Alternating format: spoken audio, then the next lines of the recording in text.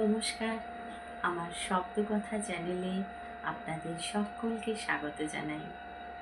আমি আজ একটি একক পাঠ অভিনয় করে শোনানোর চেষ্টা করছি। নাটক সেফটি পিন, কলমে শ্রী শুভাশিস ঘোষ ঠাকুর। একক অভিনয় আমি Nandita Chatterjee. Safety pin. Safety পিনটা কিছুতেই ঠিকঠাক লাগাতে পারছিল না শুভময়, কিন্তু বোতামটা এমন একটা বিশ্রী জায়গায় ছিঁড়েছে যে ফাঁক হয়ে থেকে খারাপ দেখাচ্ছে।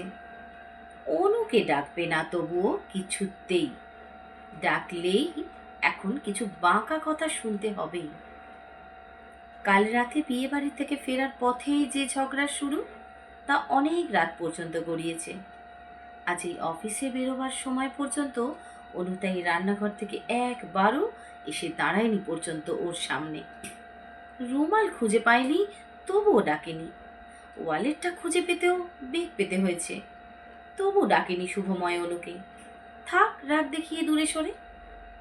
কিছু সময় এমন তুচ্ছ কারণে এমন অশান্তিতে বড় বিরক্ত শুভময়। সেলসের কাজের সময়সীমাহীন ঝক্কি, মানসিক চাপ, সেসব সামলে এত সব খুঁটিনাটি জিনিস মনে রাখতে পারে না ও। কালকের ইস্যুটাও ছিল এই সেফটি পিন।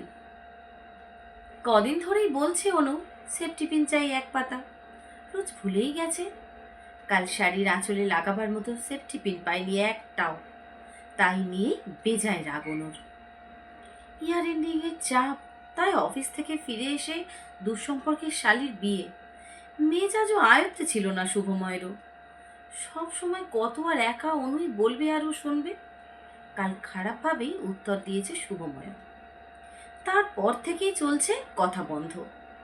অনু ঘরে ঢুকতেই না দেখার ভান করে আয়না দিকে ঘুরে চুল ঠিক করার ভান করলো শুভময়। অনু আর চোখে দেখছে। কাল রাতে বিয়ে বাড়ি থেকে ফেরার পথে কেনা একটা সেফটি পিন ঝুলছে শুভময়ের শার্টের এক প্রান্ত থেকে, মুখটা খোলা। ও জুৎসই করে কিছুতেই লাগাতে পারেনি। অনুর মুখ পুরোটা মেঘে ছাওয়া, দেখে আরো ব্যস্ততার ভান দেখাচ্ছিল শুভময়। অনু উঠে এলো, নিজের দিকে ঘুরিয়ে দাঁড় করিয়ে সামান্য চেষ্টাতেই অবলীলায় ভেতরে ঘুরিয়ে লাগিয়ে দিল সেফটি পিনটা নিখুঁতভাবে।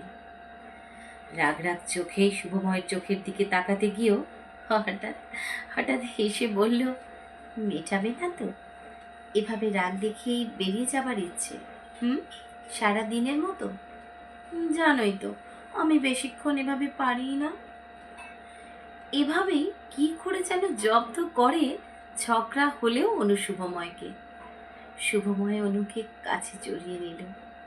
ও সে চেনা গন্ধটা আবার যেন নতুন করে। ভাগ্যিস জামার বোতামটা ছিল না, ভাগ্যিস সেফটি পিনটা। সেফটি পিন এভাবেই সব কিছুকে কাছে টেনে এক করে দেয়। ভাগ্যিস। হয়তো আমাদের জীবনেও কখনো কখনো এরকম অনেক ছোট ছোট ঘটনাই ঘটে, অথচ এগুলো আমাদের জীবনের মনে অনেক বড় দাগ কেটে যায়। আজকের আমার এই অভিনয়টি আপনাদের কেমন লাগলো তা অবশ্যই আমাকে কমেন্ট করে জানাবেন। আর যদি ভালো লেগে থাকে তাহলে একটা লাইক করে শেয়ার করে দেবেন এবং সাবস্ক্রাইব করে পাশে থাকবেন। আজ তাহলে আসি, আবার পরে অন্য কোনো দিন আসবো আবার অন্য কোনো একটি পাঠ অভিনয় নিয়ে। ততক্ষণ আপনারা সকলে ভালো থাকবেন, সাবধানে থাকবেন, সুস্থ থাকবেন। নমস্কার।